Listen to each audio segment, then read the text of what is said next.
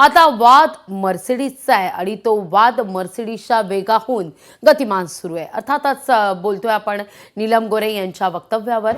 नीलम गोरेंच्या वक्तव्यावरून ठाकरेंची शिवसेना आक्रमक झाली आहे। ठाकरेंच्या सेनेच्या महिला पदाधिकारी गोरेंविरोधात आक्रमक झालेल्या दुपारी 12 वाजता महिला पदाधिकाऱ्यांची मातोश्रीवर बैठक होतीये। या बैठकीत गोरेंविरोधात आंदोलनाची दिशा ठरणारे ठाकरे मर्सिडीज घेऊन पद देतात असा नीलम गोरेंचा आरोप आहे।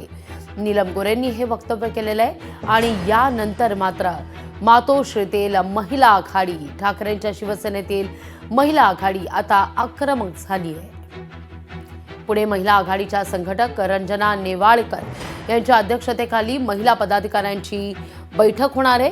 पुढे ठाकरेंची शिवसेना काय निर्णय घेते हे पाहणं महत्त्वाचं असेल। या सगळ्याविषयी अधिक माहिती घेण्याकरता थेट जाते आपले प्रतिनिधी स्वप्नील जाधव यांच्याकडे।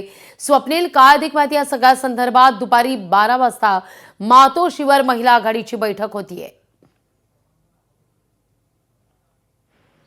लागवी नक्की दुपारी 12 वाजता मातोश्रीवरती महिला आघाडीची बैठक होतीये, कारण वाद मर्सिडीजचा आणखी चिघळणार असल्याचे हे संकेत आहेत। एकीकडे आज बघितलं तर मुंबई पुण्यामध्ये शिवसेनेच्या उपनेत्या नीलम गोरे यांनी उद्धव ठाकरे यांच्यावर जी टीका केली या विरोधामध्ये आंदोलन पाहायला मिळालं। रात्री उशिरापर्यंत याचे पडसाद पाहायला मिळाले। मात्र आता हे आंदोलन मुंबई पुणे या शहरांपुरतीच न थांबता राज्यभर होणार असल्याची माहिती समोर येते, कारण या संदर्भातली जी बैठक आहे ती मातोश्रीवरती होणार आहे आणि सर्व महिला पदाधिकारी मुंबईच्या पुण्याच्या या बैठकीला उपस्थित असणार आहेत। तसेच ज्या त्यांच्या अंगीकृत सेना ज्या आहेत ठाकरे गटाच्या, या अंगीकृत सेनेच्या सुद्धा महिला पदाधिकारी उपस्थित असणार। त्यामुळे नीलम गोरे यांनी जे वक्तव्य केलेलं आहे त्या वक्तव्याच्या विरोधामध्ये खरं तर ठाकरे गट आता रस्त्यावरती उतरणार आहे। मात्र या आंदोलनाची दिशा नक्की कशी असणार आहे हे ठरवण्यासाठी ही बैठक असणार आहे। आणि बैठकीमध्ये एकूणच आपण जर बघितलं तर ज्या महिला रणरागिणी आहेत त्या आक्रमक झालेल्या आहेत, त्यामुळे पुढील जे आंदोलन असतील ते आणखी आक्रमक असतील असं एकंदरीत पाहायला मिळू शकतं। लागवी